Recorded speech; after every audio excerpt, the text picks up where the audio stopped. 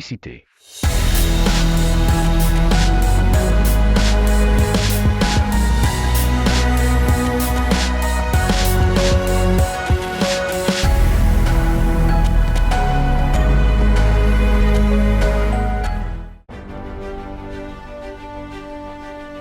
Araky ny sary famantarana teo iny tompoko lahy sy tompoko vavy dia ny fandarana lo 20h15 indray no mandroso ao atokantranonao amin'ity androany ity ka naiza naiza anaranao an'izany na amin'ny alalan'ny onjam-peo na amin'ny alalan'ny fahitalavitra dia atolorana ny arabo mba hampiraritso avy hatrany isika rehetrarehetra ny tokantrano any ary asaina ihany koa tsy saraka aminay hatramin'ny farany manambahiny indray ny fandarantsika amin'ity androany ity ato amin'ny akaviako ato Heritiana ANDRIANARIMALALA izay filoha nasionaly ny antoko ilo Madagasikara miarabanao tonga soa ato anatin'ny fandarana. Miaraba ny ady dia misaotra indrindra amin'ny fanasana ary miaraba ny mpijery marobe any tokantrano tsirairay avy.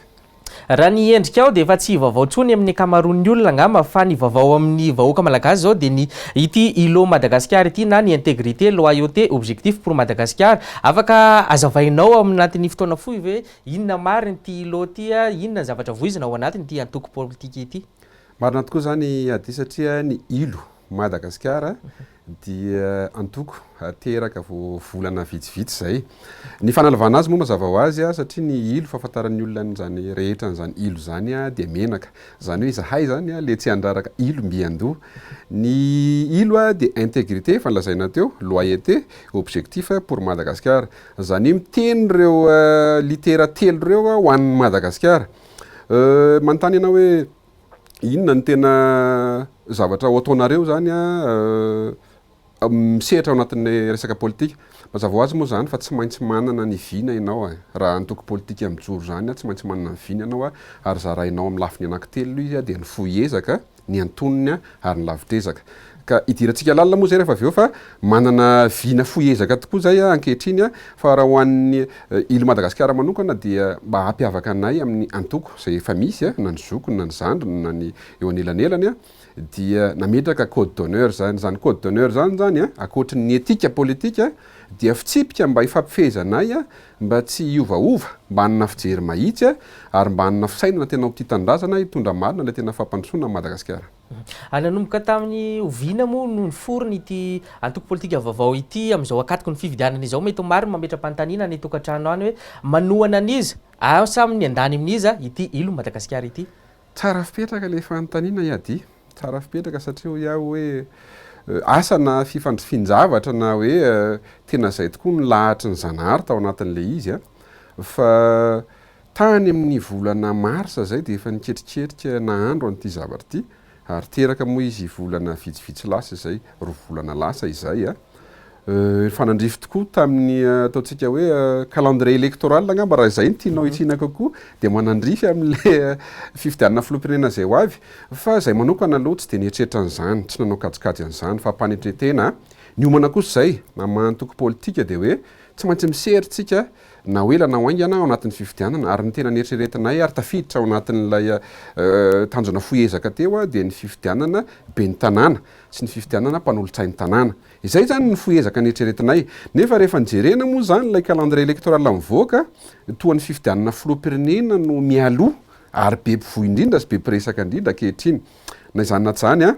ohatry ny olom-pirenena ihany ny olona mandrafitra n'ilay ilo MADA. Ny dikan'izay zany mety hanana safidy, mety hanana ny olona toanana fa tsy zarery moa no manapaka an'izany fa mazava ho azy misy ny birao politika, misy ny kongresy raha ohatra ka tonga amin'izany zavatra izany izahay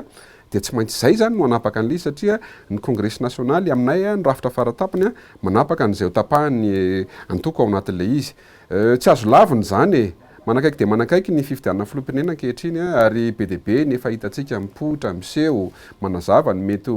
programanasany, ny sasany moa mbola mikôtikôty, mitsapa hoe raha manahoana raha ao anatin'izy io zay fa ny anay dia tsotra misy ataontsika hoe sivana na critère maromaro mialatsiny amin'ny teny vahiny napetrakay dia tsy maintsy hivoaka io amin'ny fotoana mampety azy hoe ity ilay olona mamaly an'izay sivana izay na mamaly an'izay critère izay. Nafantarana anao taloha teo anivon'ny antoko politika madio na ny APM izany amin'izao fotoana izao nefa ianao nanangana ny ilo MADA. Nisy olana ve teo aminao sy ny filoha nasionaly ny antoko APM satria ianao filoha lefitra tao anatin'izay antoko izay mantsy? Fanontaniana efa nandrasako mihitsy zay fa isaky ny miakatra hainao manjery zao dia tsy maintsy hipetraka izay fanontaniana izay satria dia tazana be tokoa tamin'izany antoko nylazainao zany ny tenako teo aloha ary filoha-lefitra tokoa nanana anjara andraikitra lehibe teo anivon'izany antoko izany. Tsara mariako manokana aloha tonga dia izay ngamba ny ilazako azy aty am-piandohana hoe tsy nisy mihitsy na dia teboka kely ohatrin'iny ary hoe olana teo aminay sy ny filoha nasionaly. Eny nataoko hoe ny antoko amin'ny ankapobeny mihitsy. Fa ilay izy fotsiny ny tenako amin'ny fanalavahana n'ilay ilo teo ilay hoe intégrité, loyauté, objectif dia mametraka an'izay satria izay ngamba tsy voaresakantsika teo hoe ny slogan-nay dia hoe tanjona ranasa. Za somary manana dynamisme enjana be izay adia mpanetretena ary tena hyper motivé mialatsiny ny fomba fitena hoe aingam-pandeha zany rehefa mitarika na omena andraikitra anankiray. Dia izay indrindra no naresy lahatra taorinan'ilay hoe fistana tao anatin'ny antoko. Aza adino tsindriko kely eto ilay hoe izaho no nametra-pialana tao anatin'ilay antoko. Tsara manko izay ho fantatry ny mpijery sy ny mpiaino antsika. Dia noho izay hoe izaho misokatra loatra, noho izay hoe izaho manana fifandraisana satria amin'ny mahatanora ny tena dia tsy maintsy mihaino, tsy maintsy mifampiresaka ny ataontsika hoe zoky be izay mbola velona amin'ny lalaony ty resaka politika ty ankehitriny. Aza adino fa na dia tsy tena hoe nianatra manokana mahakasika ny politika ary ny tena, zany hoe tany anatin'ny institut politika mihitsy ary dia tombony ho anay zany ny fisian'ireo olon'ireo mbola velona ankehitriny, zany hoe école politika mandehandeha reo dia rariny sy hitsiny ary mino fa tsisy hanymetsiny amin'izany fa fakanatra kefy reny, azo enoana tsara reny, azo ifampiresahana tsara reny, akana torohevitra reny. Dia fijeriko hoe sao dia izay zavatra izay mety nanahirana n'ilay antoko nyresahanao teo satria za dia tena zay mihitsy na dia zao za mitarika ny ilo MADA zao dia tena zay mihitsy ny tenako dia netretiko hoe zay mety nanahirana an zareo satria zareo moa hoe mahamadio azy dia mety hoe nanahirana tao anatin'ny resaka etika izay nipetrahany zareo ngamba le izy dia hoy zay hoe raha manahirana no fisokafana sy ny fampiresahako amina vondrona na antoko hafa izay mety hoe tsy mifanaraka amin'ny zareo satria ny fotoana manko le hoe ny olona andresahako anao teo dia lazaina fa hoe efa olobe, dinosaure na vakoka sy ny sisa fa amiko manokana mahasoatoavana malagasy tena ajainy reny ray aman-dreny reny angeny nipoirantsika ka amin'ny ara-politika zany dia rehefa niteneniko teo zay hoe fakakolesony reny fianarany reny fienony reny ary manome torohevitra reny tsy voatery ankalaina le olona fa zay zavatra tsara tany aminy azonao trandrahana sy ampiarina amin'izay dingana hoentinao manaraka. Ka raha itsika ngamba le valim-panontaniana hiadia dia hoe tsy nisy disadisa, tsy nisy olana fa noho izay anton'izay dia hoe ajaiko ny etika izay nipetrahany zareo fa za manana ny tondrozotrako manokana dia hoe hizotra amin'izay zavatra izay dia hoy za hoe mety tsy mitovy ny fomba fijery satria mety disy misokatra loatra ve, mety disy mihaino loatra ve, dia hoy za hoe raha tsy mety amin'zareo zay zavatra izay dia ny tsaratsara kokoa ny fampitsotra aminy. Izay tena antony lehibe namanay aty. Mahatoko politika ny ilo MADA moa zany dia manana ny vinany koa afaka efa nolazainao teo maro nefa ny zavatra misedra olana eto Madagasikara amin'izao fotoana izao amin'ny lafiny maro inona avy ireo vahaolana aroso ny ilo MADA ary ao anatin'izay olana izay raha tsy etentsika ankoatra ny angovo ny resaka sakafo ny resaka fitsinjaram-pahefana eo ihany koa ny tontolo ny fampianarana amin'izao fotoana izao izay tena mikatso tanteraka. Inona ny vahaolana mety ho aroso ny ilo MADA manoloana zany rehetrarehetra zany ary? Maro zany adia ary ohatrany misy adinonao kely fa mety hoe tsy dia manandanja be amin'ilay olona satria raha mitaha amin'ny resaka sosialy fa ny resaka tontolo iainana koa amin'izao tena lalina be tena manimba zavatra be dia be eto amin'ny tany sy ny firenena. Nitanisa zavatra anankiefatra ianao teo ny angovo zany hoe ty resaka délestage lava ty ny sosialy ao anatin'izany tsy fisinasa ny resaka fitsinjaram-pahefana dia ny fampianarana izy ianao mbola ao anatin'izany koa ny resaka fahasalamana fa andeha ngamba ho raisiko amin'ilay voalohany indrindra io satria io zany mampikaikaiky aty amin'ny faritra misy anareo moa dia malaza mihitsy nareo tena firenena anankiray zany hoe États-Unis firenena anankiray tena lehibe zany raha mitaha amin'ny atao hoe distrika hafa malaza satria tsy aty amin'ny faritra Tsimondrano rera fa na Avaradrano na Tsimondrano na Antananarivo renivohitra eny fa na dia lazaintsika fa le 10 kilometra miala ny renivohitra eny na dia any amin'ny faritra ara sy ny distrika ivelana Antananarivo dia mizaka an'izany délestage zany daholo. Tsara mba resahantsika ihany aloha hiadia hoe inona ny tena antony, inona ny tena olana eo anivon'io orinasa-panjakana anankiray io ka miteraka n'izao olana ngezabe izao ary mahatonga fampiten-javatra marobe satria dia be ny sehatra tsy ara-dalàna zany hoe secteur informel no mampiasa ary tena filana andavanandro ny olona mihitsy io angovo io raha tsy tena ohatra hoe ny mpanao volo, ny mpandrafitra, ny mpanao soudure, ny cyber mety mbola maro ny tsy voatanisa fa ialana tsiny ampijery dia ao anatin'izay inona ny tena olana ao anaty groupe io dia mihodina amina solika. Tsara ho fantatra ny mpijery zany satria ny mpijery zany raha voatapaka ny courant dia izy tsy mahafantatra fa dia ny azy zany dia hoe efa mandovoly izy satria misy an'le releveur le tonga isaky ny 520 volana dia hoe tia ny tokony alohanao dia na mihoatra iny na latsaka dia mandoa izy dia ino no mahasorena an'ilay olona satria efa mandoa izy zany manao ny adidina izy ao anatin'ilay izy nefa tia amin'ny ilana ny fanjakana tsy tao hoe tsy mahavaha olana ao anatin'izay zavatra izay ka ianao moa ohatra ny sady napiditra an'ilay fanontaniana indroa miantaona ilay hoe manana an'ilay vinina nareo fa ao anay manko rehefa ohatrany hoe eritreretinay mitsabo fery anankiray ilay izy dia io tsy vitan'ny kosehana betadine na sasana madio ety ivelany fa matoa io misy vay dia mety misy nana ao anatin'ilay inona nampatonga an'ilay nana kaikitry ny biby ve sa nanitsaka fantsika arefesina ve sa inona mety natonga an'ilay izy dia arakarak'izay nitsaboana an'ilay izy ka raha miresakitsika n'le hoe tsy fampin'ny angovo sy ny délestage lavity io zao voafantatritsika adi tamin'ny tapitra maly izy zay raha tsy faky maly raha tsy diso ahako le 3 herinandro no meny filoha ho an'ny misy ny angovo inona ny zava-misy aleo dia ho antanitsika mihitsy mpijery afa-po ve tsika tsy tapaka tsony ve ny jiro tsy tapaka tsony ve ny rano dia tsy fantatra moa zany zay fepetra mifandraiky amin'izay raisiny filoha satria ny filoham-pirenena malagasy mihitsy nanome n'io feam-potoana io hoe mila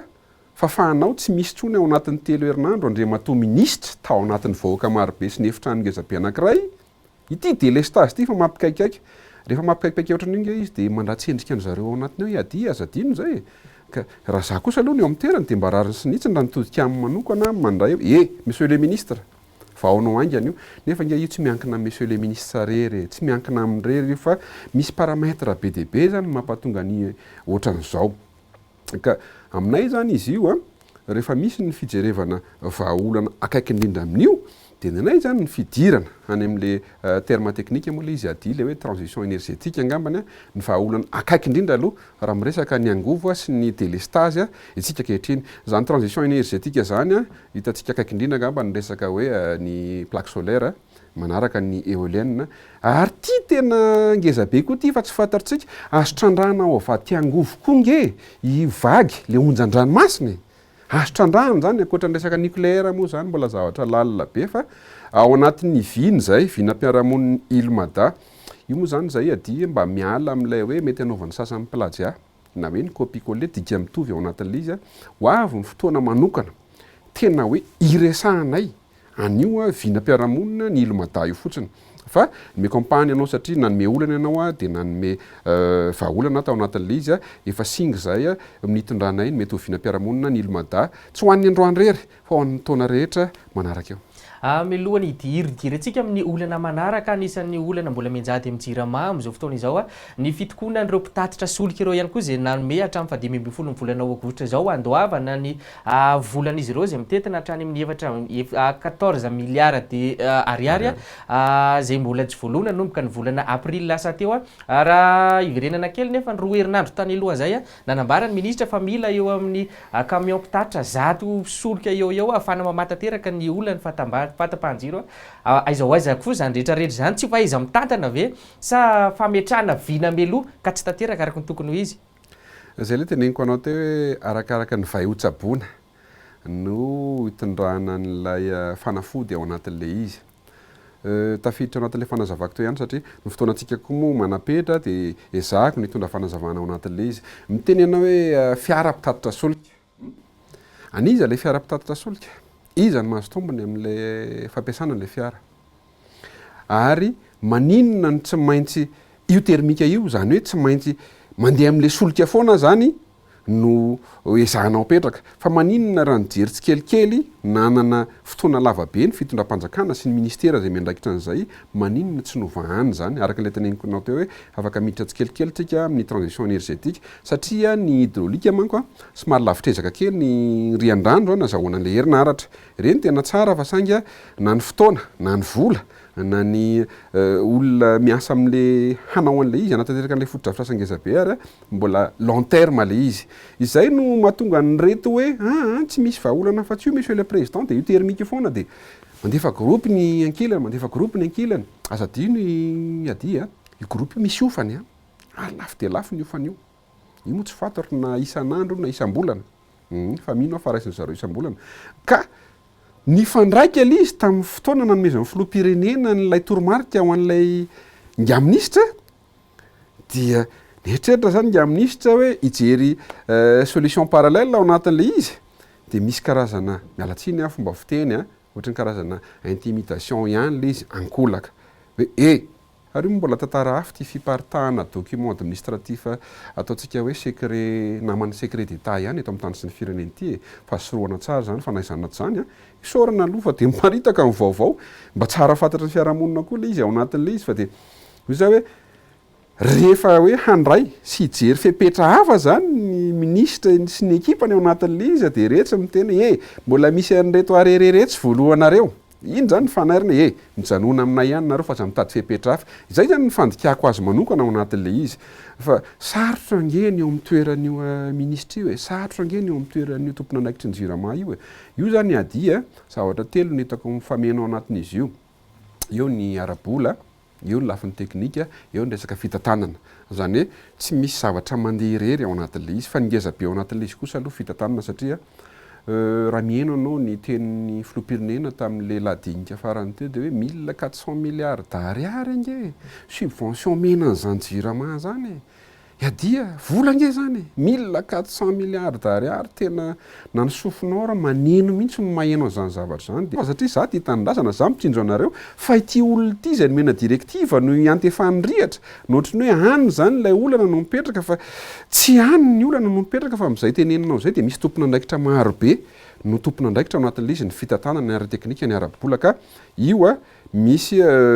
etape nantanatohatra zany azo amahana an'izy io tsara azo anomezana fafapoa ny mpanjipa sy ny vahoaka malagasy ankoatran'izay resantsika ihany koa amin'ny tontolon'ny fampianarana zay misedra olona ataontsika banky tokana angamba izy ity na hatrany amin'ny fototra ka hatrany amin'ny fampianarana ambony misedra olana amin'izao fotoana izao na mpianatra na mpampianatra manana vahaolana ihany koa ve ny ilo mada mahana an'ireo olona ny mpampianatra sy ny mpianatra amin'izao fotoana izao mazava ho azy aloha matony joro de efa nijery lavitra ny omana araka n'izay teneniko anao zay hoe tsy sanatry ny fahavaladiany lela hoe manivaiva na manambany fa mino fa mety manana fomba fijery mitovy daholo iny antoko politika fa rehefa nijoro zay de nametraka mazava tsara teboka isaky ny teboka ny vinam-piarahamonina rehetra ao anatin'ny fahasalamana ny angovo ny fampianarana ny sosialy ny tontolo iainana ny fanatanjahantena be de be ao anatin'le izy zay le teneniko anao teo hoe hoavy ny fotoana tena iresahantsika an'io mety anana ora roatsika na telo manoloana nareo mpanao gazety mihitsy iresahana io vinam-piarahamonina io fanasinganana manokana moa zany ny angovo de ny fampianarana mahakasika ny fampianarana indray de tsy mbola voa tamin'ity fitondrana ity fa natao amin'ny fitondrana teo aloha fa natao amin'ny tetezamita de hitantsika foana le hoe tsy fahatombana ny fandoavana ny bourse ny mpianatra raha iresaka ny amin'ny anjery manontolo manokana tsika zay ny amin'ny anjery manontolo fa ny aty amin'ny fampianarana fototra indray dia gaga izay fa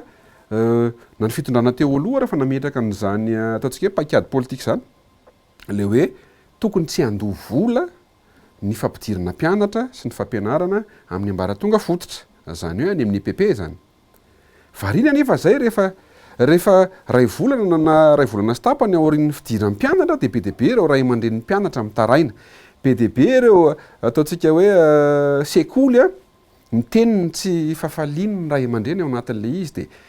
eo zany ny mahavariana anay hoe lay rantsana ve zany misy karazana connexion tsy mipasy tsara sa misy mandika ny direktiva avy any ambony sa inona ny tena marina ao anatin'le izy fa rehefa mipetraka tsara manko io politika mpanjakana amin'ny fampianarana io de tsy tokony hisy olana satria menga aty amin'ny ambaratonga fototra ange adia no avin'ny fampianarana rehetra zay vao miafarany mijery manontolo ary zay no mampatonga anay eto miresaka ny fampianarana fototra satria ny tena zao de nisan'ny anatra ary mbola tsy EPP izy tamin'izany adia fa mbola sekoly fanabeazana fototra tena tsapa mihitsy zany ny lanjan'izany fampianarana zany tamin'izany fotoana zany fa gaga rehefa mandeha moa ny taona de gaga ankehitriny hoe indrisy ry fireneko tena hoe mialatsiny tena manohana anany miteny an'ity zavatra ty hoe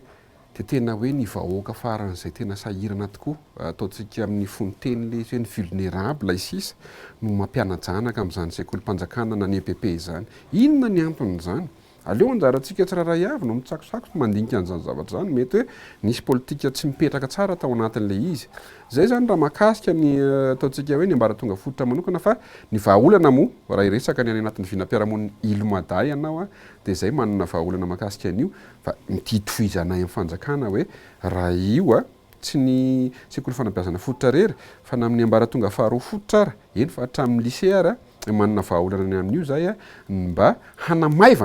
hanamaivana hoy ateo hanamaivana ny ray aman-dreny mba tsy ho vesatra zany ny fampianarana an'ilay zaza satria ny fianarana ngenlova tsara indrindra iadie dia hanamaivana ny ray aman-dreny zany mba tonga an'ireo zanatsika ireo sy solofo mandimitsika ireo mba tsy ho kivy sy ho kamo sy ho ketraka eny tenantenany eny ka mampatonga n'ilay voambolana mandeha be amin'izao le hoe niveau T3 na niveau T2 na niveau T5 ny malagasy. Fa rehefa maivana io iady zany moa zany dia mifandraika amina sikla maromaro zany amin'ny fisian'ny asa, ny mari-karama, ny vidim-piainana ao anatin'izany daholo paramètre tsy maintsy miaraka zany zavatra zany dia manana vahaolana ny amin'izany zay fa hanamaivana ny ray aman-dreny mba hatafitan'ny zanany mandra-pahatonga ny amin'ny anjerimanontolo aloha zay tena vina apetraka angeza be ao anatin'ny teboka ivina ny ilo MADA. Raha miresaka ny anjerimanontolo indray ianao izy io efa somary mifangaro politika kely iady satria rehefa mihetsika ny mpianatra mitaky ny bourse ny mpianatra azonao dia mpianatra ny mpampianatra indray fikambana mpampianatra indray etsy ny ao amin'ny CSS ny mpikaroka sy ny mpampianatra sy ny mpikaroka ao mpampianatra ao anatin'izay indray manao hetsika ivelany. Dia rehefa manao hetsika indray CSS sy ny mpianatra mpikaroka sy ny mpikaroka mpampianatra dia mifanohatra indray amin'izay indray nataon'ny mpianatra hoe zay dia hianatra nefa tsisy mpampianatra. Amiko manokana aloha zany dia misy zavatra mifandray ao anatin'le izy zany hoe misy enjeu politika kely ao anatin'le izy fa tsy dia ho resahana hoe hivalapatra be amin'izay moa tsika isanao fa ao anatin'ny vanim-potoana mafana tsika amin'izao ny resaka ara-politika iady satria mafana ho iaho satria ao anatin'ny simakomanana ao anatin'ny fifidianana daholo ny rehetra ao anatin'ny pré-campagne tanteraka tsika ka be dia be ny zavatra azo loloavina. Ny serasera koa moa hita amintsika fa somary mandeha be ny fivoizana ny tambajotra, ny fahitalavitra efa be dia be, ny radio efa be dia be, ny radio trottoir efa be dia be dia lasa aingana be zany ny fizotran'le vaovao eny anivon'ny fiarahamonina ka tsy fantatry ny olona ntsony hoe iza no tena marina, iza ny source tena fiabla, iza ny tena tokony ho arana ao anatin'le izy dia very ny olona fa zavatra hitan'ny olona fotsiny aloha zany amin'izao fotoana izao dia manipulable zany hoe azo loloavina daholo ny zavatra rehetra mba ahafahanao miseho, mba ahafahanao mametraka anao hoe tiza, mba ahafahanao mametraka an'ilay présence anao mihitsy hoe eritreritra hanana ambition hilatsaka ao amin'izany filoham-pirenena hofidiana eto amin'ny tany repoblika Madagasikara izany. Milohan'ny tena ivadiantsika amin'ny maresaka tontolon'ny politika eto Madagasikara moa zany inona ny tena mampiavaka ny ilo MADA manokana eo amin'izay vina apetraka zay satria ny antoko politika rehetra dia milaza fa manana ny vinany avokoa hoentina pandrosoana Madagasikara. Ny vinany ilo MADA ve efa nahitana vokatra tany ambadika tany sa mbola eo ambony taratasy fotsiny ao ampiarina rehefa tonga eo amina seza?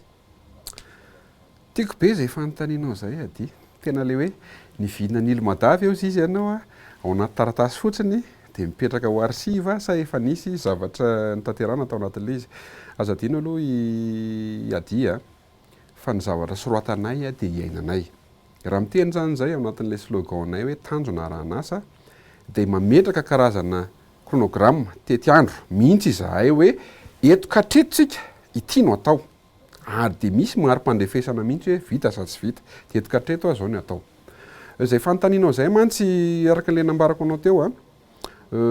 isy fotoana ho iaho hiantso anareo mpanao gazety ray manontolo ary mety hanasana ary ireo ataontsika hoe namana misehatra ao anatin'ny tontolo politika tsy maninona hatramin'ny fiarahamonim-pirenena iresahanay ampabe maso anio vinam-piarahamonina io. Na izany na tsy zany dia hiteny singa vitsivitsy ao anatin'le izy satria efa niresaka an'izany ihany ianao raha mitaha zany amin'ny volana nitsangananay dia ohatry ny andainga raha hiteny eto masin'ny mpijery antsika hoe ity ny efa tanteraka ao anatin'le izy fa ny zavatra napetraka kosa dia hoe ny tanjona foezaka amin'ny mantoko politika antsika ezakitsika aloha zany anao kongresy satria aorian'ny kongresy dia hifaninana mivantana zay amin'ilay fifidianana communaly sy mmpanolotsaina communaly le nresantsika teo ny dikan'izay zany ao anatin'io vinam-piarahamonina io dia efa nisy zavatra tanteraka isady ataontsika hoe paragrafy 2 na 3 tanteraka isady tao anatin'le izy satria raha mita amin'ilay volana nitsanganina hoe ao le izy manko tena hoe le projet de société anankiray ho amin'ny parti tena raha ohatra ny hoe manana candidat ho filoham-pirenena zay dia manda anankiray nge hiadino anatanterahana an'izany saingy zay amin'ilay fomba fijery vaovao sy le hoe ampiavaka anay araka le fanontanianao teo dia tsy hiandry manda anankiray izahay fa maka teboka ray dia ampiarinay miaraka amin'le tetiandro sy zay moyen rehetra eo ampelantanana afaka manatanteraka an'iny ny antony mantsy dia zao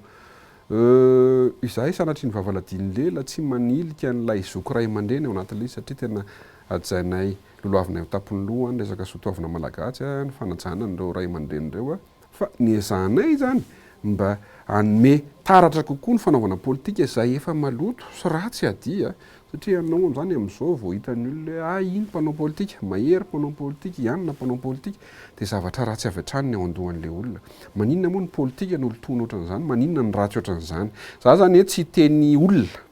tsy teny vanim-potoana hoe tamin'ny fotoana manao ahoana nampaloto an'izy ity dia iza ny tena nampaloto an'izy ity fa ny fantatra fotsiny ny fijerin'ny olona amin'ny kapobe ankehitriny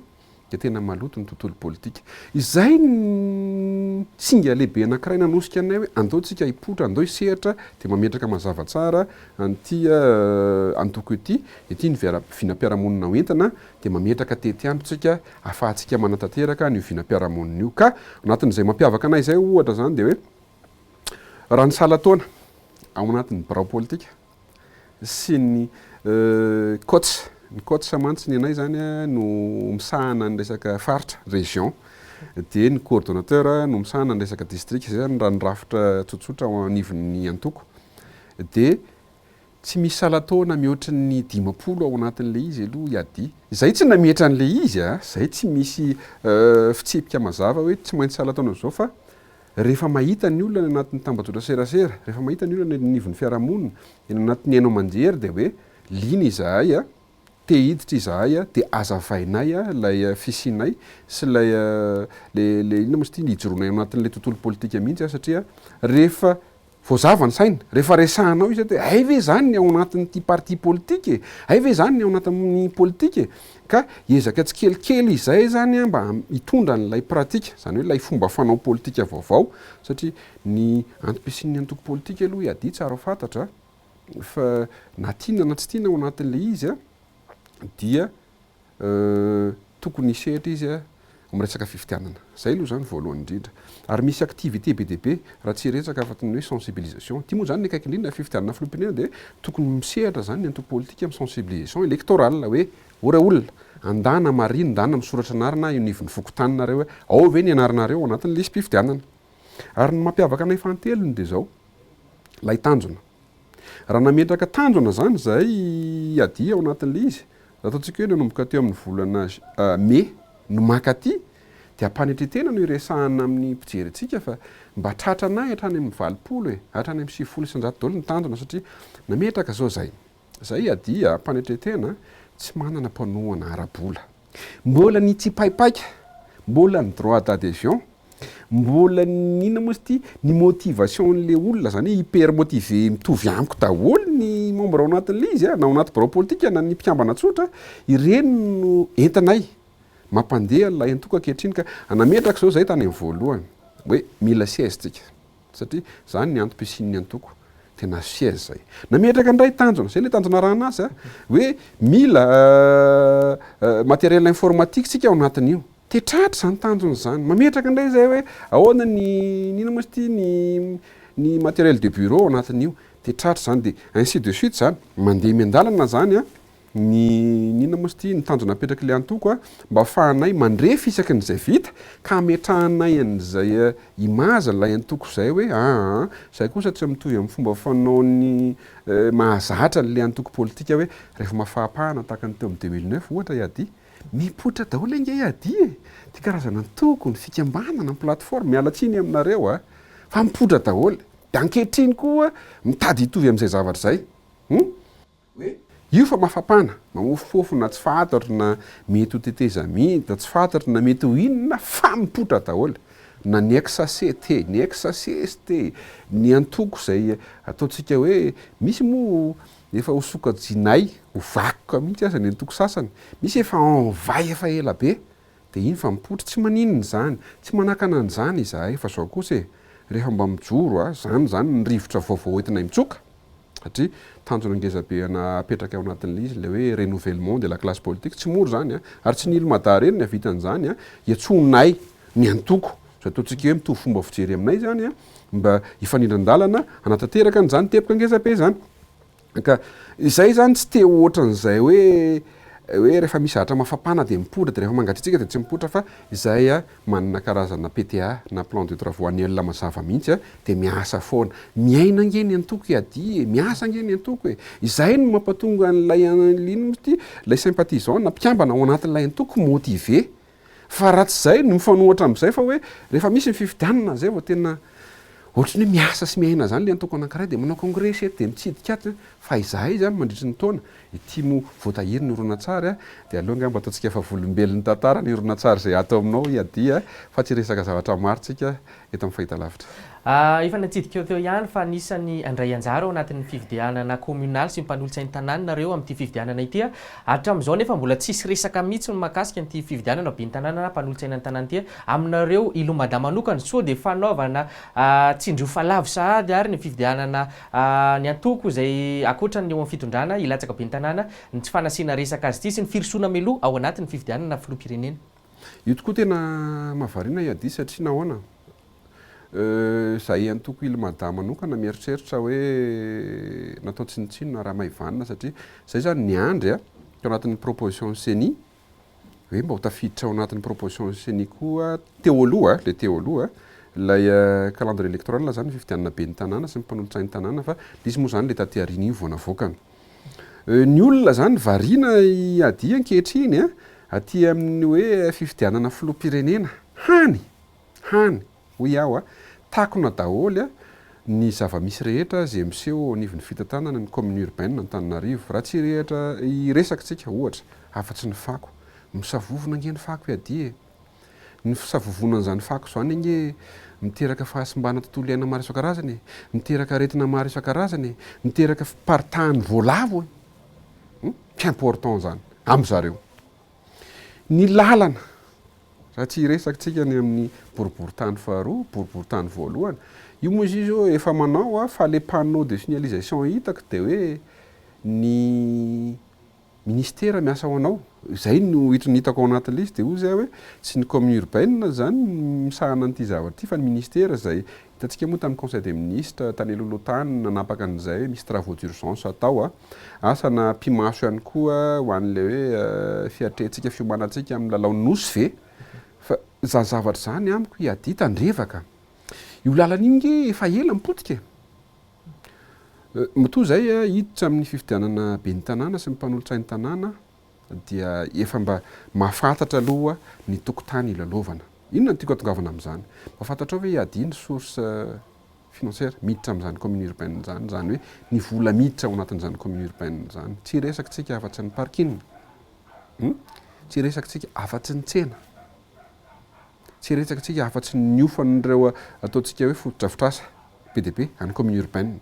tsy resaka tsika afatsy ny Rome ao anatin'ny ny Rome mantsy le hoe ampahambola zany alainao amin'ny jirama afahana manala amin'ny fako sy manadio an'ilay canal hitantsika fa misy fampotena moa ankehitriny de gaga be zany zay hoe move tsy niomana amin'izany fitantanana zany be ny tanàna Antananarivo raha izay tokony ho fantany ny vola miditra ary tokony fantany ihany koa ny vola mivoaka ao anatin'io zany hoe fantarinao aloha zany ny dépensenao de fantarinao vola mivoaka ka afantaranao hoe tokony azo atao tsara no mitantana sy mampivoaka ary manome endrika marenivohatra ny Madagasikara ny Antananarivo ao anatin'le izy koa aty de manitikitika ny saina ny hoe mitovy loko amin'ny fanjakana nge ady lehibe ny tanàn'Antananarivo e. Mitovy loko amin'ny fanjakana nge ka tsy tokony hanana fahasarotan zany na fanampiana ara-bola na ny lafin'ny teknika na ny lafin'ny rehetrarehetra mihitsy. Fa eo zany ny jerevana hoe nga misy olana fa nga ohatra ny fanipaka ny fanomelamosina nga ny toa tokony hoe io manko sary anankiroa mifameno, ndray filohan'ny repoblika, ndray be ny tanàn'Antananarivo. Zany be ny tanàn'Antananarivo zany mantsy karazana symbole na anina ihany zany raha jerena raha ohatra ka ohatra ny tamin'ny transition zao ohatrany hoe filoham-pirenena kely ny be ny tanàn'Antananarivo. Ireo nefa ny loko anankiray. Inona zany ny antony tsy matateraka an'ilay ataontsika hoe velorann'ny arivo zay ny matamatesany nga be ny tanàna ankehitriny. Raha izay kisarisary zay ny jerena hoe loko anankiray, fantatrao ny fidiram-bola niditra tao ianao ary fantatrao ny vola mivoaka ny dépense atao hoe journalière zany na dépense quotidienne amin'ny commune urbaine Antananarivo. Fantatrao ny isan'ny mpiasa, fantatrao ny karama mpiasa. Ary miditra ao koa ianao tsy maintsy mba mitondra idée innovant, zany hoe mitondra fomba fijery vaovao e. Matoa zany ianao nirahira ny tsy fahombiazan'le teo aloha dia manana fijery vaovao ianao zany. Ohatra ny fijoroan'ny antoko MADA hoe inona ny lesoka, inona ny mety tsy nety, inona ny azo arenina tamin'ny antoko izay efa nisy hatramin'izay dia andeha mba hiova fijerytsika ka hanovana izany fomba fanao. Zay zany ny antom-pijoroan'ilay antoko. Dia izay no mahavarianay ao anatin'ny commune urbaine Antananarivo ankehitriny hoe maninona dia tonga amin'izao situation zao ny commune urbaine Antananarivo. Io zao vao nampimenimenina ny rehetra farany telo hoe nampiakarina midangana be ny hetra. Zany nefa vola miditra ao anatin'ny kitapom-bola iady e. Dia maninona zany mba miandry ny redevabilité ilay ponina takina ao n'ilay vola. Na dia ataoko fotsiny hoe fanadiovana ny tanàna, na dia io lalana io fotsiny. Zany zavatra zany nge ady tsy andrasana ohatran'ny fiatsaram-belatsinge zany aminay e. Hoe andrasana isy lalao nosy ve? Andrasana isy vahiny ho tonga ve? Hoe tongety ve nga Joe Biden sa tongety nga Vladimir Poutine? Hoe andao diovina ny tanàna na hoe andao tapitapenina ny lavadavaka. Tena mamenatra zany vahiakandrana zany ady a. Fandehantsika mba ametraka tety andro mazava hoe eto zay ny miditra. Dia eto katreto zay zao aloha no ataonay voalohany. Mametrapetraka ny rafitra, manolo an'izay tsy mety. Azonao, eto amin'ny tinday zay mijery ny hoe ny fandaniana ray manontolo. Eto zay mijery ny sorsa, dia eto zay manomboka ny asa reto tompoko. Maninona ny tsy lazaina mazava ohatr' zany. Mbola tsy resaka singa eto ho avo ny fotoana. Fa teneniko anao zany mikarakara permis de construire zany ady ho an'ny commune urbaine Antananarivo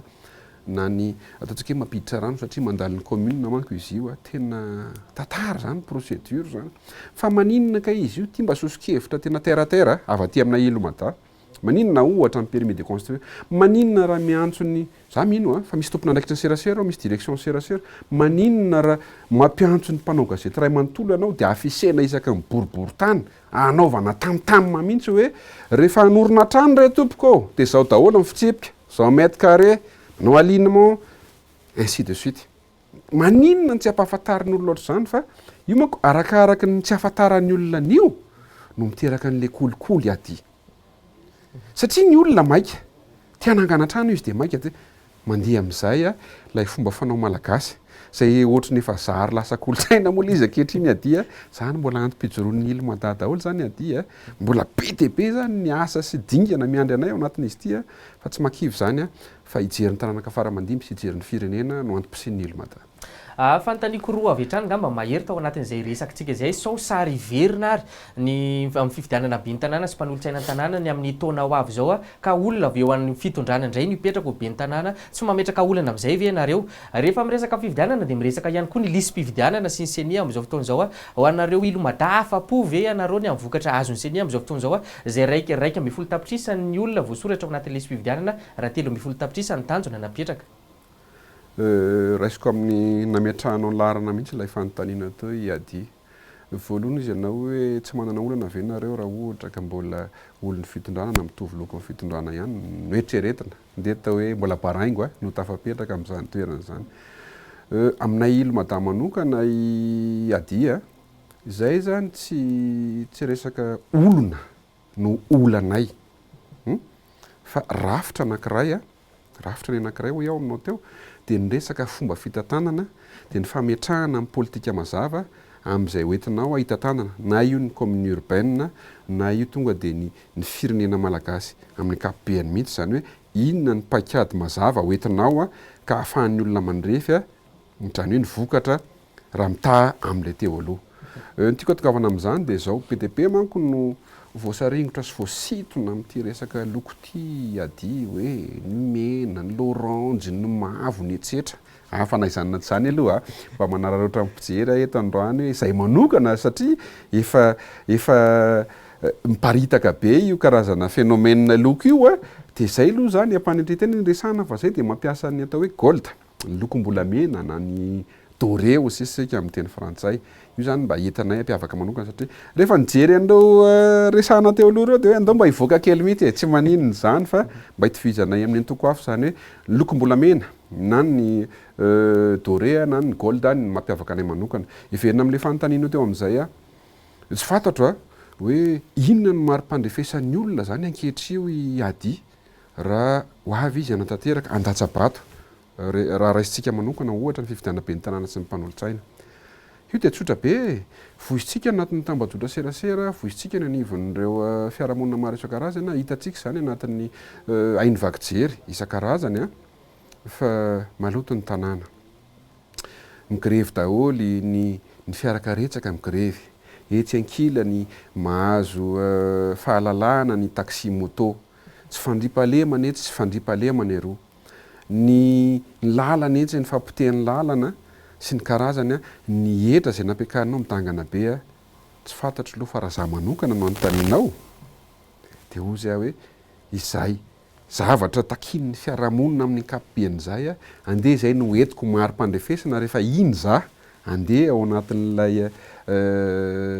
ina moa ity isoloir ka eritreritra hoe iza no alatsako iza no vidiko. Zay ny ray. Ny faharoa misy olona marobe tsy inona eo zao ho avy eo hoe za ilatsaka dia mitondra vinam-piarahamonina, hoe za antoko vaovao, hoe za ndray centriste za zao fa jereo tsara re tompoko mahakasika an'ilay olona manokana, ny lasany, ny ankehitriny, ny fahombiazana. Zany manko dia azo hitarafana olona anankiray adia dia vakinao miaraka amin'izay zany ny programme anasany izay hoe azo tanterahana ve sa blabla ny betsaka ao anatin'ilay izy. Zay teboka roa zay dia efa isan'ny singa fa afahanao mandatsaka an'ilay vatinao ho an'ilay olona anankiray izay toananao ka isika ihany koa akoatra ny hoe mpanao politika, akoatra ny ataontsika hoe ny faratsy ny endrika ny fanaovana politika eto Madagasikara dia aza adino fa tompona ndraikitra koa isika olom-pirenena. Tena mialatsiny raha miteny an'izany ady satria ny antony dia ahoana. Tamin'ny fotoan'andro ngera raisitsika ny fifidianana teo aloha tsy solombavam-bahoaka anankiray izay ampanetretena moa ny tenako efa anisy ambany setra tao anatin'izany dia ny fifidianana filoham-pirenena anankiray. Rehefa mandeha ny ataontsika hoe fampelezan-kevitra dia ny mahavarinanao voalohany dia ilay fampisehoana. Ao tsara iady fampisehoana ny mahavarinanao voalohany dia manarakarak'izay dia mifanontany ianao any ambady any hoe iza ny artista ao, misy fizarana vary ve ao, misy t-shirt ve ao. Ny zavatra sahala amin'izany sanatria mivavaladiny lela tsy mandatsa fa engany eo iaho hifarana amin'ity zany zavatra zany tonga dia eo ok'izay. Fa zay teneniko anao teo izay hoe mba jerevo ilay olona manokana ny fandrosoany izay amaha izy manokana azy ny programme anasany, olona mbola tsy nisazy mbola tsy voahelika ve sy ny karazany olona tia fadiovana avy ao anatin'ilay izy faranana amin'ity izay dia tompona ndraikitra tsika ho teo anisan'ny asan'izay sahanay moa zany nanao an'izay fanetana na teny anivon'ny fiarahamonina izay na dia voaingana izay dia mba navita commune telo zay nanao sensibilisation électorale ere olona andana azakamo aza malaina mifidy mihitsy fa io 10,000 io t-shirt na io royal na io menaka 1 litre na io savony amin'ny carton kely na io vary 10 kilao azonao na io fampisehoana zay misy fitanjahana mampandihy fitombenana io tsy havitanao mandritry ny 5 taona, tsy havitanao mandritry ny 5 taona fa jereo tsara amin'izay amin'ity lay olona sy ny programme anasany mino iaho teo ary didinay mavesatra be zany tena hoe miconscientiser an'ilay olona amin'izany zavatra zany, tena hoe manao lavage de cerveau mihitsy zany raha azo lazaina hoe oka re olona mba hifarana hatreo io. Raha mbola isy ary zany amin'ity fifidianana ity tsisy tsiny raiso ny vola, raiso ny vary, raiso ny savony anasana lamba, mety mbola isy fanafody, mety mbola isy koveta, mbola mety isy so raisy daholo. Fa ao anaty urina re tompoko, ty zany dia teneniko amin'ny mpijery mihitsy ty hoe ao tsy misy manambana antsy maranitra, ao tsy misy manambana anao amin'ny basy. Ianao rery Andriamanitra ny ao alatsao zay tena hitanao mendrika hitatana na ny commune urbaine na ny firenena malagasy tompoko. Fanontaniana faharoa, ohatrany lavalava kely izy aty fa mialatsiny. Mikasika izy ianao afa-po ve ny ilo MADA na tsy afa-po? Efa naneho hevitra foana zay ombenimbeny mikasika an'io CNI sy ny fomba fiasan'io. Raha tsy ahiditsika kely ny tantara iadia, nivoaka voalohany décret nanomboka tamin'ny oktobra ny farana teo amin'ny farany volana décembre ny ataontsika hoe refonte électorale zany hoe ny fiverenana fanisana sy ny fanondroatana ny anaram-pifidy ao anatin'ny liste électorale. Gaga be zay satria aminay manko zany CNI zany organisation institutionnelle petraka tsara. Io na anisan'ny organisation institutionnelle indrindra ataoko hoe inona mahalazy anazy ataoko hoe fantatry ny maro kokoa satria misy ny CFM, misy ny ACTDD, BDP ao anatin'ilay izy, fa io ny tena ohatran'ny fantatry ny maro kokoa satria misehatra zavatra ngeza be io amin'ny fotoana anankiray. Dia gaga be zany hoe ny organisation institutionnelle ohatran'izany ve tsy efa mba manana tetiandro chronogramme matipaika ao anatin'ilay izy. Tsy efa mahafantatra mialoha. Anao moa zany dia efa nametraka n'ilay hoe ity no ahafahana ty teti-bolo ty sy ty fitaovany ty no ahafahana manatanteraka an'ity atreto.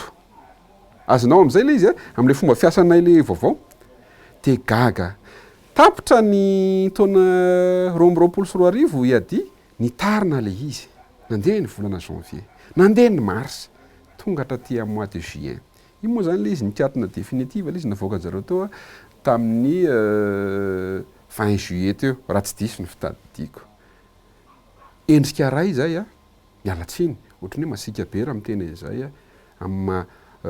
sampandraram-panjakana azy. Endrika ray isehoniny ataontsika hoe tsy fampinatra kefa na tsy famatorana ilay izy. Tena ngeza be zany satria raha ny amin'ny projet anao iediny manao zavatra sahala amin'izany dia ny PDF anao na zay mpanome vola anao dia tsy mahalala afa-tsy n'izay chronogramme sy ny rapport d'activité apetraka ao. Ka ny teny ianao tao chiffre 11 millions et quelque. Taddio iadia nametraka objectif ane ny CNI. 13 tapitrisa ozy izy ireo Ny objectif zany amiko tokony hoarana lavitra be fa tanjona zany moyenne zany io. Dia amiko zany raha zany mpampianatra, raha ataontsika hoe CNI mpianatra, tsy mahazo moyenne zany amiko. Tsy mahazo moyenne zany amiko. Mba tsy tenenako aminao hoe tsy afa-po zay. Anisany nanatrika ny fakakevitra voalohany, faharoa, fahatelo izahay. Fa tsy mahazo moyenne zany amiko satria nahoana? Nanana an'io oktobra ve ianao hatraty amin'ny volana juin, zany hoe 6 volana, trimestre telo le izy ady, dia tsy nahatafavoahanao na dia io objectif napetraka ao le hoe 13 millions io. Baraingo no mipetraka.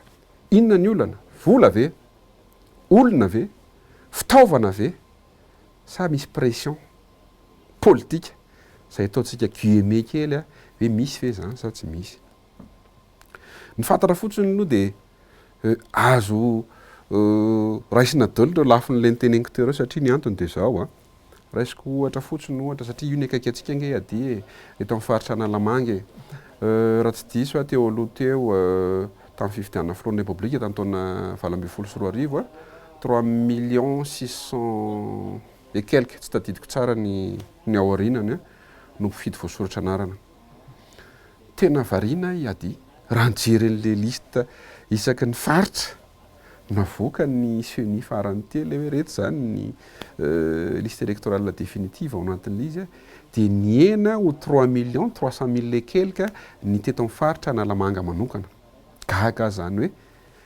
telo hetsy be zao niala tao anatin'ilay voasoratra. Aminao ny fandikanao amin'izany dia ady inona? Zavatra efa mipetraka io tsy tokony hitombo ve? Tokony hitombo avy 2 heno na 3 heno mihitsy. Dia gaga ianao hoe eto amin'ny faritry ny renivohitra zay raha ny Brown CNI dia eo afovoany mihitsy ka raha mijery ny faritra Analamanga ianao zany Atsimondrano Avaradrano sy ny Antananarivo renivohitra sy ny karazany mihina fa tsy dia manano sarotra na ny ataontsika hoe déplacement ao anatin'io na ny fifanereserana ao anatin'io satria dia ny teknôlôjia eto efa tena ambony be raha mitaha amin'ny faritra hafa sy ny distrika hafa dia maninona re tompoko ny latsaka be ohatrin'io ny tahaparisian'le olona isoratra anarana ao anatin'le fifidianana teto amin'ny faritra Analamanga dia ny mahavariana any faritra hafa indray tsy eritreretina hoe tokony iotra lasa niotra fa le mifaritra eritreretinao zay ndraisiko ohatra moa Analamanga teo dia nilatsaka ambany be ka zay ohatra anankiray izay no afahako miteny hoe misy tsy fahatombanana ao anatin'le izy zay manokana aloha Ilomada tsy afa-po ao anatin'le izy fa io moa tsy izay Ilomada rery ny acteur politique ao anatin'le izy satria mbola misy fiarahamonim-pirenena zay zareo koa anisany mahazo vola mahazo financement zareo ary ny asany dia mazava tsara hoe sensibilisation électorale mazava tsara zany tena hoe manao fanabeazana ny olo-pirenena amin'ny teti-faritra fa ndraindray koa moa reny tsy fantatro hoe pôkaty ve sa anona ve fa dia eno aloha zany tsy tonono nety moa ny anaran'ilay fiarahamonim-pirenena anankiray fa dia nahazo hatrany amin'ny 1 million d'euros mihitsy anaovana zany fanentanana olona zany dia raha ny Ilomada no mahazo an'izany teneniko anao iadia tenana hoe nandehananay tsy mikapa ary io any amin'ny faritra zay ataontsika hoe lavitra indrindra dia tongavanay hanao an'izany sensibilisation électorale zany fa mino sy matoky izay manana finoana zay raha ny fandrosoanay raha ny tetiandro apetraka ay fa ny anay moa tanjona ranasa tsy maintsy ho tanteraka izany zavatra zany na ho ela na ho aingana fa malahelo fotsiny zay PTP ny antoko politika nandrososokevitra teo amin'ny CNI io na makasika fotsiny fitsirihana ny logiciel ohatra hoe aleo mba hanana technicien na ny antoko politika hijery isan'andro sonandro miaraka aminareo inona ny problème indamité ve tsy manana olana amin'izany nareo volangeno azonareo tamin'ny PTF tsy manana olana amin'izany io zao voaingana nazo fanampiana tamin'ny japonais azo 4-4 firy nefa ao ohatry nefa BDP fa mandeha 4-4 daholo dia ozy izahay hoe tsy ilay fiara azonareo no olana fa ilay vokatra omenareo taoriana nazonareo vola sy fitaovana no olanay hoe tsy mifanaraka amin'ny filany ilay olona zay ny olana iadia dia eo ihany koa no hoe ny resaka inona moa sy ty teo ny lay fitetezana an'ilay faritra zany sy ilay hoe ahoana nafahany zareo nametraka ny hoe ity faritra ty amin'izao ty ny tokony hotratratsika ny vokatra amin'ny fanontaniana na ny fisoatana ara-mpifidy fa mahavarina adia ao anatin'ilay izy misy faritra lavitra be tonga aloha lay vokatra zany lay refonta natao mihoatra n'lay faritra akaikikaiky na izany zavatra zany dia mametraka baraingona indray dia farany amaranako azy makasika an'izay CNI izay nisy noty navoaka ny CNI adia farany tely hoe hosoloana daholo ny PSED na ny ratsamangaika eo anivon'ny distrika ny sy ny rehetrarehetra manontany tena zany zay voalohany hoe ampy ve ny fiarahamonim-pirenena anolotra olona isolo an'ireo raha nisana distrika aloha hatreto 9% iadia dia raha nijerevanay nefa ilay fiarahamonim-pirenena zay miara-miasa amin'ny CNI sy izay nahazo hosokajinay hoe mba fiarahamonim-pirenena manana ny toerana ka hoe nahazo famatsim-bola tany amin'ireo mpamatsy vola dia vitsy dia vitsy mba fantatra ihany izy ireo manontany tena zany zay hoe hanana olona 9% hapetraka amin'izany ve ny CNI raha izay faharoa maninona kay re tompoko 70 andro mialohan'ilay fifidianana no soloanareo ny tompona andraikitra inona ilay olana inona ny antony fanesorana an'ilay izy raha tsy manakana iadira ohatra ka hoe efa ao anatin'ny tsy fahasalamana ilay olona na ao anatin'ny fahanterana ilay olona na hoe tena tsy afaka manao an'izany adiditsantsony ilay olona zany hoe mety misy quelque tête zany afaka soloana tsy maninona zany zavatra zany fa ity tonga dia izy rehetrarehetra safy be mantsina dia na tianao na tsy tianao tsy maintsy mba mieritreritra zavatra hafa ihany ianao anatin'le izy hoe inona indray ary ny kajikajy tian'ny CNI apetraka amin'izany zavatra zany zay ny lafiny anankiray manana an'ilay olona ve faharoa maninona nitsireo olona reo ihany ankoatran'ilay teneniko anao tao zany manana olana ara-pahasalamana ireo ihany nojerena zay mety ho problème teo aloha na tsy fahatombanana teo aloha dia zay ny anaovana renforcement zay zany ny renforcena zay mety tokony tsy ho ampy tao anatin'le izy ary fahatelo maninona tsy nresahany zany tamin'ireo partie prenante rehetrarehetra fa maninona notrany hoe manao décision unilatérale ohatran'izany nyseny azo nanontaniana ngeny tao anatin'le fakakevitra ny partie prenante rehetra ao anatin'ny mpanao politika ny ray aman-dreny am-panahy ny fiarahamonim-pirenena ireo syndicat maro samihafa azo nresahana nge zany de natao lahadinika de mba nivoaka teo ny marimaritra iraisana raha izay no mahatsara atsika fa maninona manao fanapahan-kevitra samy rera ohatr'izany de maninona no atombotra ohatr'izany no fanapahan-kevitra anakataonako an'le izy zany de tsotra be hoe raha nilo madama manokana aloha iadia de tsy nanana fahafampo tao anatin'ny vokatra io efa nomeko anao teo moa hoe raha izay ny mpampianatra mpanetretena tsy hoe sanatria de hoe zay ny mahaina zay ny tomombana na zay ny tena anjely fa nametraka objectif hoy ry zareo teo 13 millions tsy tratranao ny objectif de maritra efitsotra zay no itenenanay hoe tsy mahasy moyenne ianareo fa tokony mihoatra lavitra ny moyenne io aza ianareo ia ao anatin'izay rehetrarehetra zay mahery inona no riska satria raha hoan'ireo atoko politika ava de hotereko masaka ohatra ny voalobojaza fotsiny fa nataterahana nyity fividianana ity ao anatin'izany tsy fahatomombanana rehetrarehetra zany raha maka ohatra tsika amin'iny faritra any atsimon'ny nosy iny de mihoatra ny isan'ny mponina ao amin'ny faritra iray no voasoratra ao anatin'ny lisy fividianana inona ny riska mety ahinny antoko ilomada manokana ao anatin'izany rehetrarehetra zany raha maresaka zany faritra atsimo zany ianao tsy mandrefany zany adia faritany toliara sy ny misy faritra efatra moa raha tsy diso ahako anisan'ny faritra nazahoan'ny filoham-pirenena ankehitriny vato zany tamin'ny taona 2024 akisako kely iny fa iverenako iny rehefa avy eo zafady tompoko riska hoy ianao zahay aloha hatreto iadia amin'ny maha social libéral démocrate anay amaha démocrate anay zay zany mazava ho azy fa tsy misy afa-tsy ny fifidianana no lalana ahafahantsika manao alternance démocratique amin'izao ataontsika hoe karazana situation politique mahavaivahito amin'ny tany sy ny firenena zao ampanetretena koa nefa ny resahanay hoe tsisy mihitsy maharatsy ary za mbola teo amin'le antoko le niresahanao tany aloha tamin'ny volana juillet ngambany izay raha septembre tadidiko tsara raha niresaka tamin'ny mpanao gazety tamin'izany fotoana zany de efa niteny hoe raha zao tany de efa tany aloha be zany heritaona lazy zany de efa niteny zany za mbola tany amin'le antoko taloha hoe raha zao zavatra misy eto amin'ny tany sy ny firenena zao sarotra ninona hoe andeha ny fifidianana ho tanteraka ny fifidianana raha tsy hialoavana dinika na fampiresahana tsy fantatro zay mety etsotsika anazy io manko iady zany tsara mba manazavana io amin'ny sain'ny vahoaka malagasy rehetra fa io manko raha vao miresaka an'izany ianao de hoe ho tetezamita indray zany de rehefa miresaka tetezamita ianao de ny ao an-tsain'ny olona voalohany de ilay 2009 nakeo amin'ny 2013 ratsy be na tiatsika na tsy tiatsika de zay ny ao anatin'ny sain'ny olona de ozy izahay hoe mbola fotoanan'izao tena mbola fotoanan'izao teto ny mahatonga tonga tamin'izany hoe tonga teto ny émissaire sadeka iady misy antony nge zany misy antony nge zany matoa tonga amin'izany hoe efa manao fakakevitra ny ray aman-dreny am-panahy misy antony nge zany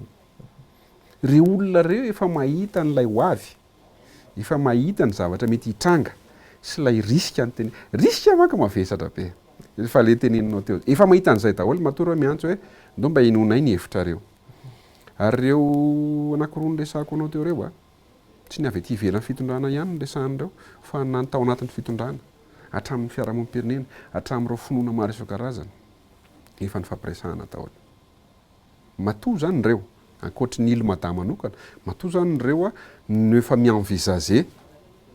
zay zavatra mety hitranga de hoe andao aravina zay zavatra zay de io moa zany tonga amin'ilay aya hitambarana ihany hoe manazay amety tsy ho fadiovan'ilay fifidianana inona ny antony satria na fikarakarana ny lisy mpifidianana io ary miteraka resabe io ankehitriny ady na lay eritreretintsika fa mety hitsara ny fifidianana rehetra sy ny mpikarakara ny CNI ny ACC mampiahiahy ny rehetra na ilalana amin'ny fihany fifidianana zay eritreretiny be sy ny maro hoe ndao mba avadika code électoral amin'izay satria mbola tsy manana an'izany tsika de andao anitsy teboka maromaro ao anatin'le izy de ozy aho hoe raha izay manokana dia miombokevitra amin'izany tanteraka mihitsy satria ny antony de zao tsy misy olana mihitsy raha azo akisaka kely nge io ady raha ndeha zay mba maivana kokoa ampijery sy ny vahoaka malagasy hoe andao akisaka kely mba tsy tenenana mivantana n'lay hoe tetezamita satria io koa adidinay ohatry ny ilmada dia manazava ny olona ny hoe ny atao hoe tetezamita dia zao inona ny antony asiany tetezamita fa maninona tsika no mikisaka kely dia zay azavaina ny olona fa rehefa azo ny olona nge zay ady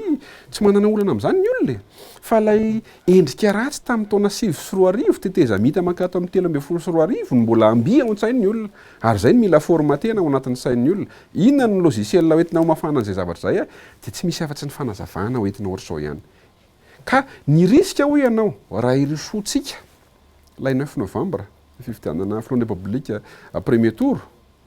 dia mino marimarina iady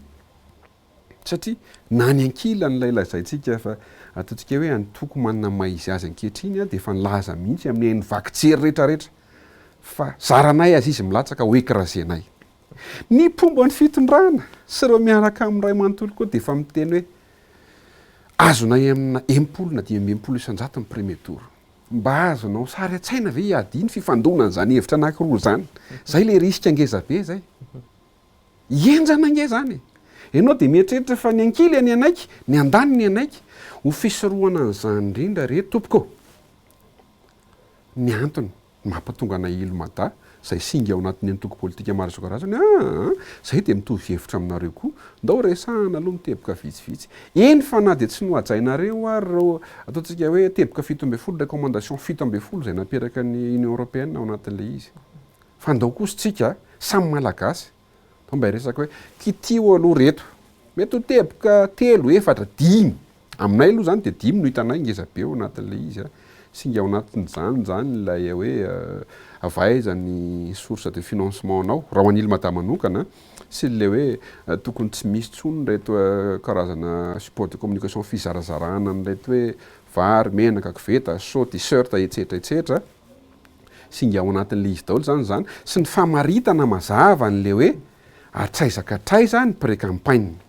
dia mbola singa ao anatin'le izy koa nle hoe ny fahazahoana tombony isearina zany ilazana amin'ny programme nasanao mazava amin'ny hainao manjery mpanjakana efa efatra zay teneniko anao hoe fa diniko moa ny anankiray izany zavatra zany adia raha tena samy mametraka ny tongotra amin'ny tany raha tena samy mitsinjo an'ireo vahoaka malagasy zay ny fijeriko azy moa ankehitriny satria maingy amin'le RGPA sy ny statistika efa hoany any amin'ny 29 millions antsika zany zao ny fijerenan'ny tombotsoa malagasy inona ny olana raha andao akisaka kely dia andao resahan'ireo teboka maromaro vitsivitsy ireo mahatsara atsika zany zavatra zany isika malagasy dia tokony havitan'izany fa dia mamenatra nge adi le hoe tonga avy any ray ny misera avy any misadeky asa mety mbola misy ho avy ao dia tsy vitan'izany fa misy mihitsy ary tonga hatramin'le hoe atsona makany ivelany avianao ty dia bedesina avianao ty dia tenenina avianao ty dia ianao metimety aminay dia avianao ty dia ianao tsy mety aminay tonga hatramin'izany nge ady ary tsara ho fantatry ny mpijery atsika zany zavatra zany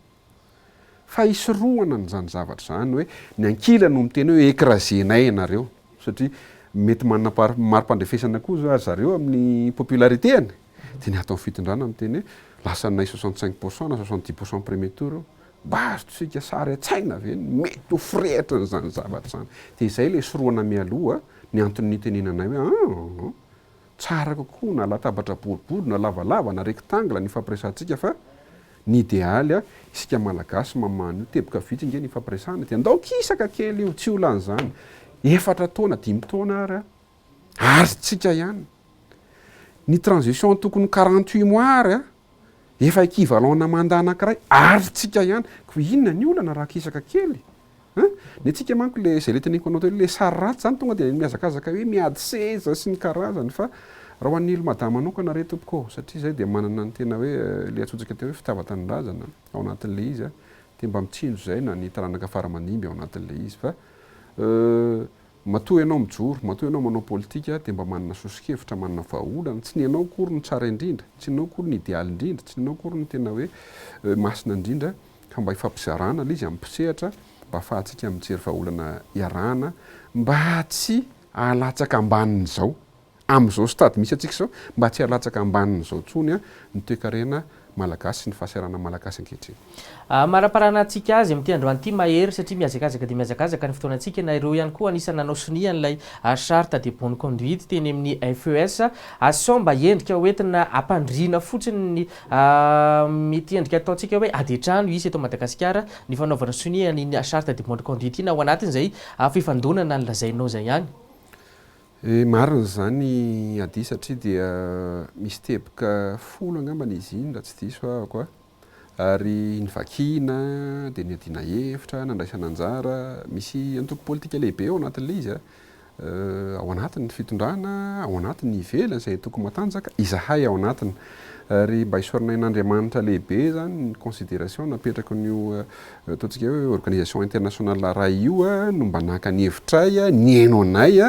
ka nampatonga anay nandray anjara sahady raha mitamilay fitsanganana eo zany dia efa maro-pandrefesana ray zay ady hoe atraiza no mba tanjaka sy herin'ilay ilo mada ao anatin'ilay izy tiaritra iny fa ny tena marina ao anatin'ilay izy na resy lahatra anay indrindra satria izay zany maniry raha maniry mba hizora ny fifidianana mizotra ny tsakany sy andavany ekeny rehetra ny vokatra tsy manana olantsika ao anatin'io mba hitoizana zao fandehanan-dra raha-mpanjakana zao na ny continuité de l'État izany zareo teneniko zany tsy maninona na le mikisaka kely na izorantsika io fa matoa zay nanaiky an'io tebika io azonao aty dia izay zany tena manohatra tanteraka n'izany hoe korontana eto amin'ny tany ny repoblika ny Madagasikara zany tsy maniry an'izany izahay ary mino koa fa be deabe nitovy aminay tsy misy maniry an'izany fa mba hahafahanao miteny amin'ny sarambabem-bahoaka hahafahanao miteny amin'ny fiarahamonina mba hahafahanao miteny amin'ny namana hafa dia naresy lahatra anay ilay teboka folo tao anatin'ilay izy mba hisian'ny ataontsika hoe filaminana moa ao anatin'ilay izy dia zay hoe inona ny maharatsy an'ity aza dino fa ny sarota ange ady tsy lalany karazana fitsipim-pitondran-tena iraisana dia mety misy manko hiteny fa maninona fa ngatsika tsy afaka mametraka fitsipim-pitondran-tena miaraka raha isika samy malagasy eny afaka mametraka an'izany tsika ary zany inge tsy voatery apetraka hoentinao amin'ny fiainanao andavanandro manokana zany hoentinao amin'ny fitarihana an'ilay antoko zany hoentinao amin'ilay programme nasan'ilay antoko nge zany dia efa hita saingy kosa hoe iarahany rehetra ilay izy dia mba misy engagement dia nametraka engagement ny ilo madata ao anatin'ilay izy fa tsika moa eto Madagasikara iady itsika tsy dia manaja ny teny nomena tsy manaja ny sinoina atao zavatra ngezabe nge zany manao sonia zany ady ngezabe zany misy engagement ngezabe zany fa zay manokana dia mba hianatra an'izany hoe rehefa ny soniavana dia ankatoavana ajaina tanterahana zay zany le izy fa ny tena naparisy anay tao anatin'izy io dia hoe mba hisian'ny fandriampahalemana filaminana mialoha mandritra ny fifidianana ao anatin'ilay izy dia izay efa narosoko anao teo anoloan'izay moa zany ny sosokevitra tao anatin'ilay izy ka dia izay ny azoko ambara raha mahakasika an'ilay charte de bonne conduite fa hisorana ny FES nanome ny motsy ity tombony manokana ho anay izay ataontsika hoe mbola taty aoriana tao anatin'ilay izy nanao ny fakakefitra nisy ny dinidinika ary fotoana maro nge edy no ny fanakalozana tamin'iny izay vao tonga amin'ny ana fa tsy hoe atsony eto parti ihany na dia anao sonina atsony eto fa fotoana maharitra iny dia tonga tamin'iny fanaova sonina ka izay manokana dia nandray anjara tao anatin'ilay izy makasitraka n'ireo antoko namana koa izay mitovy fomba fijery ao anatin'ilay izy tao anatin'izay hoe fametrahana ny fandriampahalemana ao anatin'ny fanatanterahana ny fifidianana izay.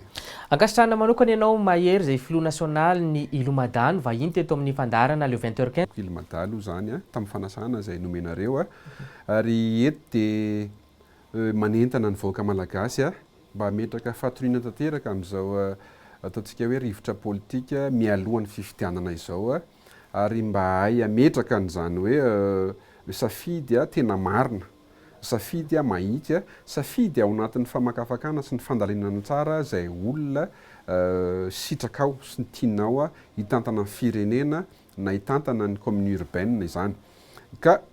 tompona andraikitra feno isika mpifidy ny teneniko dia mandehana re tompoko tsy manana fotoana tsy manana zavatra hafa itsontsika anivahana an'izao zava-misy eto amin'ny tany sy ny firenena izao afa-tsy ny fifidianana ihany io fifidianana io na mikisaka na io amin'ny 9 novembre io dia io ihany ny vahaolana ahafahanao mandrefy any mpitantana ankehitriny na iza io na iza ary fotoana ahafahanao ametraka ny safidinao mazava tsara dia mandehana mifidy. Za zany faniriko amin'ity adia dia mba hiakatra ambony be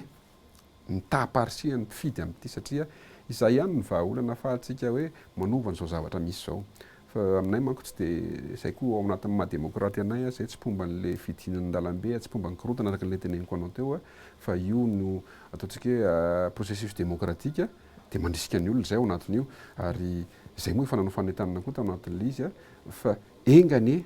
mba hahay fidy tsika hahay aneo ny safidy amin'ity ndray mitoraka ity efa nilazaiko anareo teo ny maridefy ahafahana mieritreritra sy misaintsaina tsara ny olona izay ao alatsaka ao anatin'ny urne. Ka dia makasitraka makatelina ny M24 makasitraka ny rahalahy adia enkaja imbonahitra izay teto amin'ny plateaunareo minisy matoko fa mbola iona ihany tsika amin'ny fotoana manaraka makasitraka tapoko veloma ho tsika fijery.